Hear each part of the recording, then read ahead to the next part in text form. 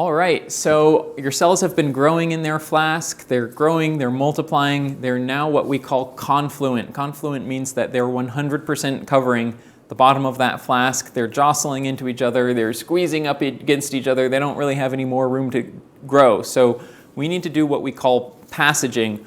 We need to lift up the cells from the bottom of the flask. We need to get rid of most of them and then place a remnant in a new flask so they can start growing again with plenty of room. So just highlighting what we need.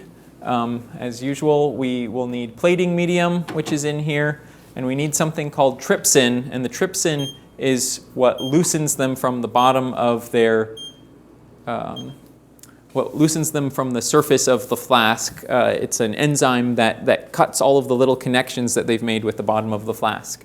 So I've already filled up my conical tubes. They've been warming in the water bath. I have some new plating medium. I have some trypsin, and I'm going to go into the incubator. So I'll just spray my hands. Make sure I'm trying to keep the inside of the incubator sterile. I'm going to retrieve my cells. They look happy. Oh, that's not the right flask. Let me get a different one. Here we go.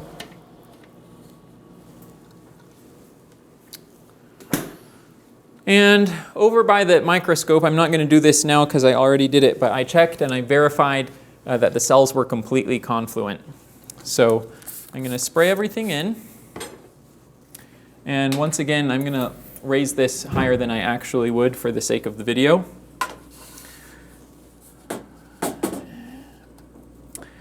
The first thing I need to do is get rid of the old medium.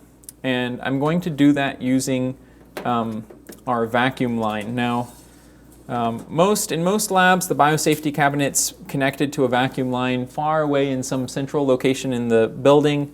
We have a more simple setup. We just have a little vacuum generator underneath here. Remember this tip, it has old medium in it. It's going to be really non-sterile. So I'm going to spray it down, try to do what I can to clean it up. But what I don't want to do is reach in, and you can even see there's old gross medium inside there. What I don't want to do is reach in and actually touch this to the surface where the cells are growing. That's a sure way to contaminate them. What I'm going to do is basically kind of pour this out, and as I'm pouring it out, I'm just going to be touching this to the very kind of rim of the flask. So it's, it's all kind of just slurping it up as it's being poured out. I'm not contaminating the inside. If you wanted to be really, really careful, if it were something really crucial, what you could do is just reach in and you could just pour this out directly into a waste flask. You could use a serological pipette or a micro pipette to take it out. So this is kind of the lazy way, but I want you to know how the little vacuum thing works, so I'll demonstrate it that way. I just reach down under here. Here's where the little vacuum is. I'm going to turn it on, and it's going to be a little loud, but you can just watch what I do as I slowly pour it out and vacuum it up. I have to open this all the way, and once I open this, you should see some motion here as the vacuum is taking effect. I take the lid off the flask, and I'm going to just sort of slowly pour it out, and as I do so, it's all being slurped up by the vacuum line. Oops, I actually poured it out onto the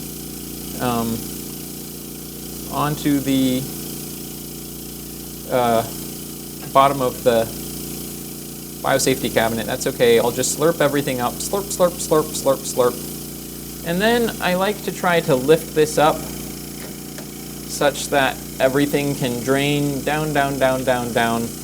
And it's actually being sucked away into a large flask underneath that has the bleach in it, where it's all just sterilized. So once everything is out of there, I can close the vacuum line here.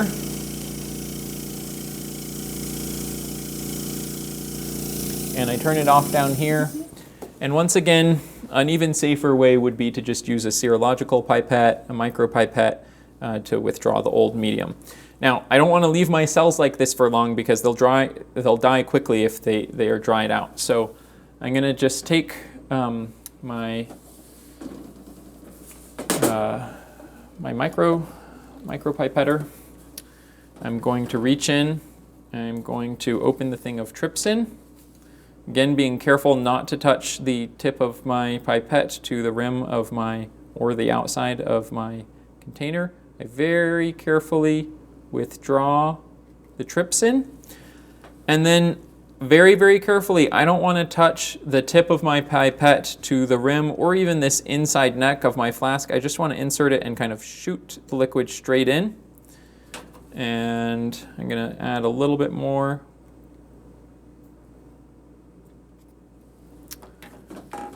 So that's my trypsin flask.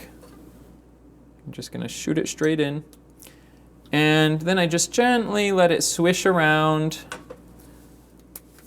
I'm going to put the lid back on to minimize risk of contamination. Gently let it swish around. Now that the lid is on, I can take it out. And what I'm actually going to do is hold it up to the light. And initially you won't see much of anything.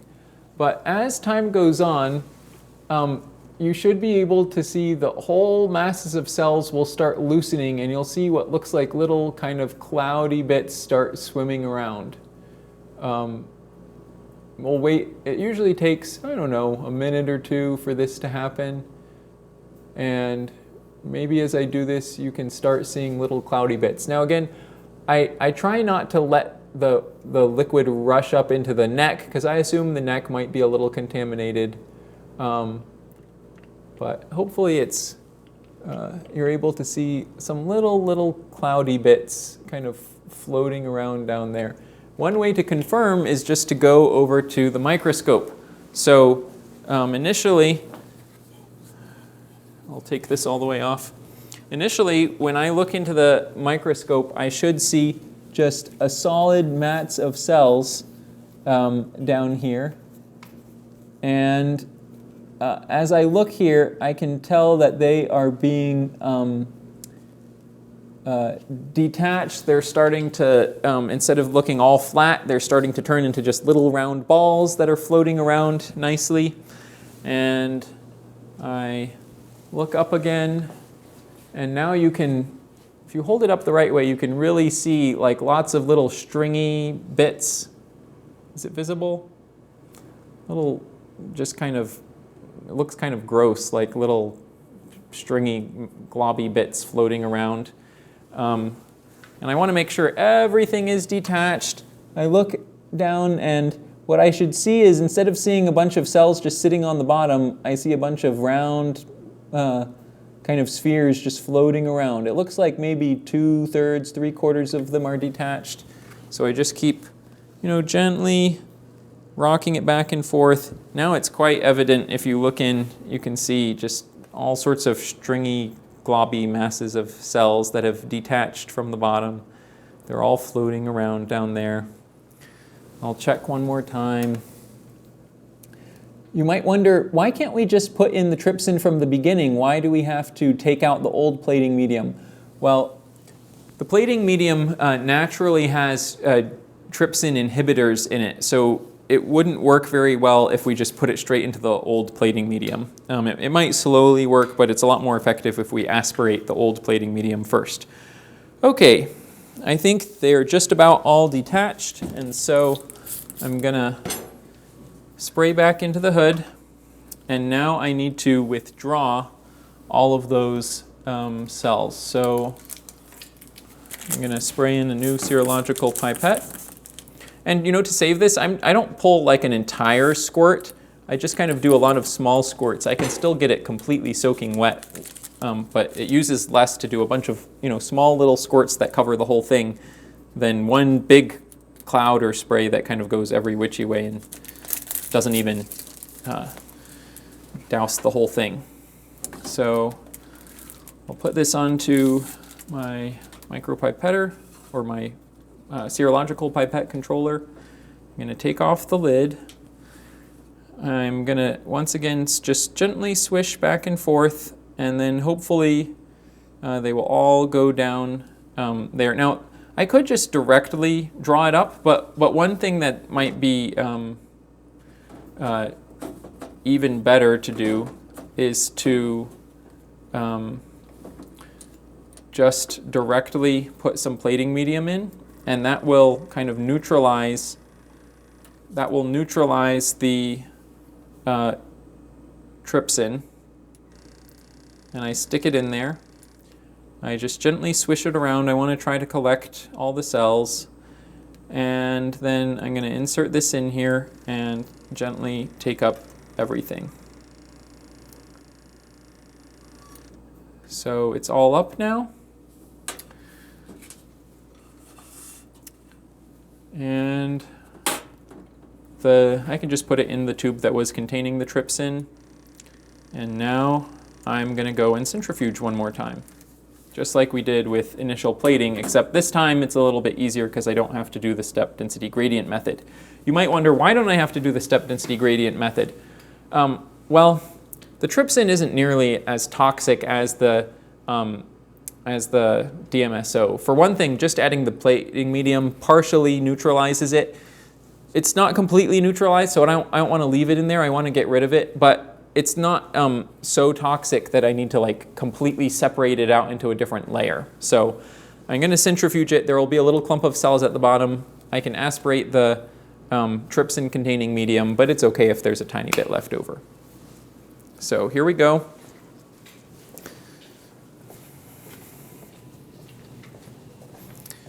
Once again, as I go through the door, I'm going to make sure not to touch any public surfaces with my gloves. So I'm going to just use the edge of my coat to open the door handle.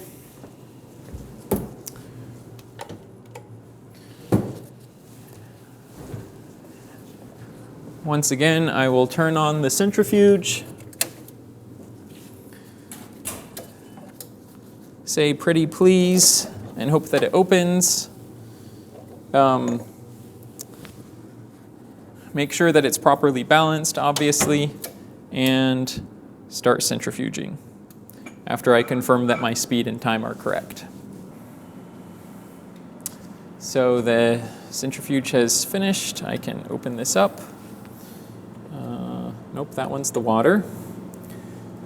Be sure to put back the old, or not the old, but whatever size you didn't use for balancing, put that back in. Shut the door. Turn off the centrifuge.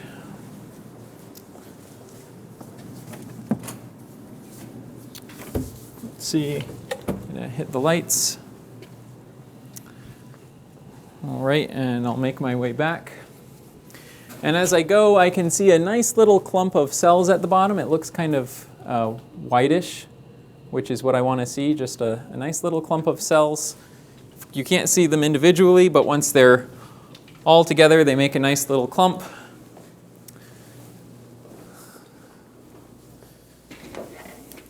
Now, one thing I didn't mention is if I were going to replate across lots of different plates, I would want to keep all of them. But normally, I don't want to keep all of them.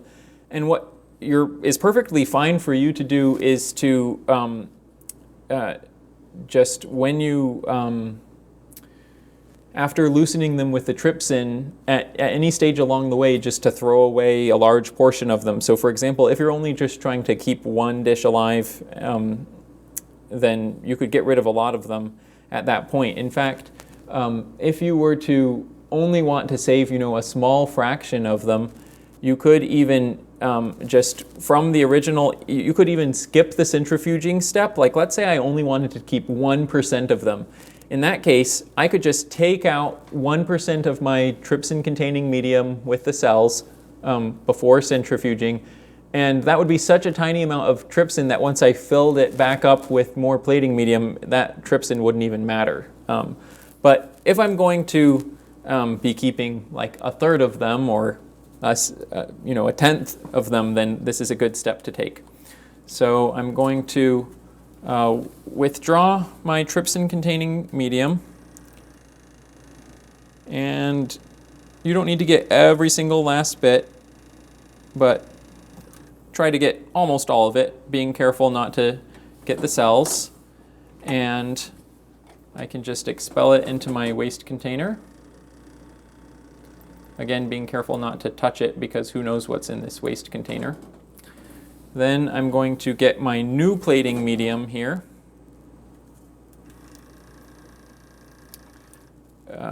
I would probably want more than that if I were doing this in a T25 flask, but I'm just showing you for example. And just like before, I'm going to stick it in and resuspend. You can see the little white pellet at the bottom, and watch what happens as I expel this. You should be able to see that white pellet gradually either get slowly blasted away or get aspirated in. Oop, I just aspirated it and it went up into the tip. And I can kind of just very faintly see that as it went up and down, it's being broken up into smaller bits. And you want to just gently go up and down several times so that those bits of cell will get resuspended. And I'm just going up and down, up and down. As I look, I can still see lots of, decent sized clumps. So I'm just very carefully going up and down, up and down, up and down. Okay, at this point, I still have all the original number of cells that I had before. So if I just, put this straight into my new flask, I'd be just as crowded as I was before. There are lots of options for what you can do now. I could separate these out into 10 different flasks. I could just save a small portion of them and resuspend with new plating medium. Though, of course, if I were going to do that, I could have skipped kind of some of these steps by only taking out a portion of the cells. So, for example, if I wanted to just preserve one flask and maybe have it ready for tomorrow, I would have just saved a third of the cells originally, and then when I resuspended, I would be ready to go.